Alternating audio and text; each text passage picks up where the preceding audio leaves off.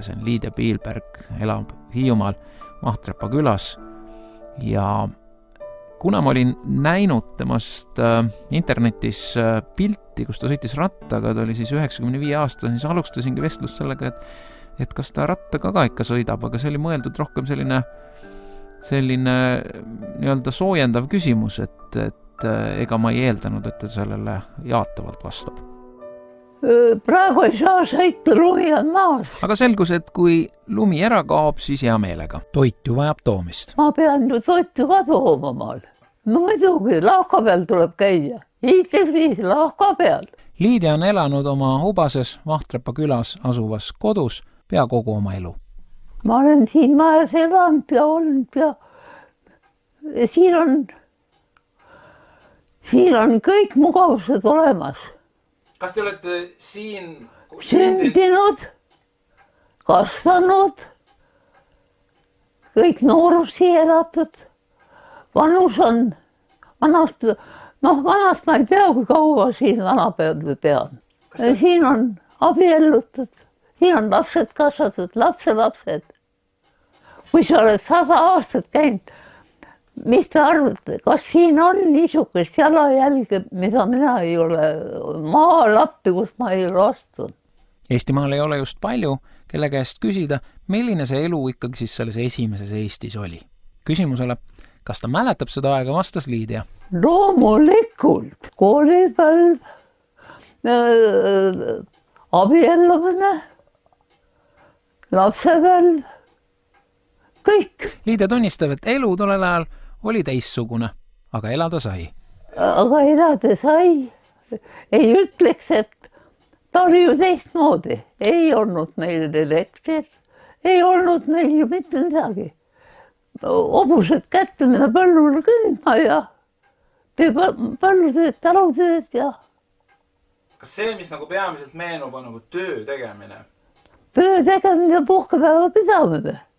Ja laupäevta ja kui suvel oli Kallastemetsa ääres tantsimas käia ja meil ju oli rahvast palju ja nüüd, kuidas ma ütlen, ega siis noorusi elas ikka oma elu.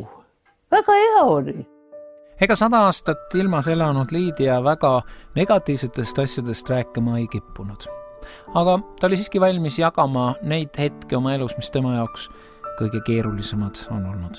Kõige raskem oli see, kui mu poja surm oli väga raske. Ja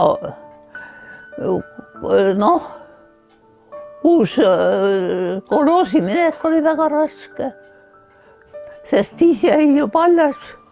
Kõik su varandus ju läks minema, nagu on. Aga sellest sai ju üle. Sest on üle saadud ja kõik on ilus. Aga loomulikult on vanaproual ka oma moodus, kuidas meel taas rõõmsaks teha, kui see vähe kurvaks on läinud. Kõige rõõmsamad hetked, kui ma olen masenduses ja lähen sinna mere äärde. Ja siis, kui see on see allikas, mis viib kõik mured ära. Meri. Vaata, laine jookseb ju niimoodi. Eks ole, tuleb kaldale. Siis on need mured nagu tulevad sulle juurde. Ja suur laine tuleb viib need kõik minema. Siis ongi mured läinud. Teel on head, on koju väga. See on minu ühesõnaga elu põhimõte praegu. Püüdsin uurida Liidialt ka veidikene poliitika kohta, mis ta arvab sealsetest tegijatest, kes täna riigis otsuseid teevad ja on tal ka mõningad lemmikud. On ikka tublisid poissisi küll. Ei ole ütelda ühtset. Ja see kuulub asja sisse, et on. Väga tublid on. Kui aga mõnda konkreetset nime tahtsin kuulda, siis oli vanaproua vastus lühike. Ei ütle. Ei pea kõik ütlema ka. Jätame oma teada. Ei ütle. Konkreetne oli vastus Liidial ka selle peale, kui küsisin, et milline see üks eestlane üldse on, et mis iseloomustab eestlast. Ja selle lühikese vastuse peale hakkasin taas mõtlema, et kas need on need kohad, kus ta nagu ühtepidi hästi ütelda ei saa, aga halvasti ütelda ei taha. Eestlane. Ei, ma ei kommenteeri. Liidia end üksikuna ei tunne, elab koos oma tütrega ja ka noorem sugu käib teda aeg-ajalt vaatamas. No mul ju lapselapsed ka. Nad käivad üle laupäeva, üle pühapäeva. Ja suvel on nad iga laupäeval siin. See on ka nende kodu. Ja kus nemad ka energiat saavad. Ja ju see teile rõõmu ka teeb? Kõige suurem rõõm. Jutu käigus jõudsime ka Liidia elu põhimõtete juurde. Usk, lootus, armastus. 3 sõna. Suurim neist on? Suurim on usk. Et sa usud, et sa elad. Aga ütle, mis mul on häda. Riik maksab mul raha palka. Leib tuuakse, toit tuuakse mul koju kätte. Praegu. Ma olen sotsiaaltöötaja. Toob. Auto antakse, kui ma tahan minna arsti juurde. Kui ma on midagi soovi. Ja kõige suurem rõõm on nüüd see, et mul on head naabrid. Kui on päris kontserdil minna, Liitja tule ka. Ja lähme. Ma olen nüüd, küll ma olen siin Matvere kontserdid läbi käinud, küll ma olen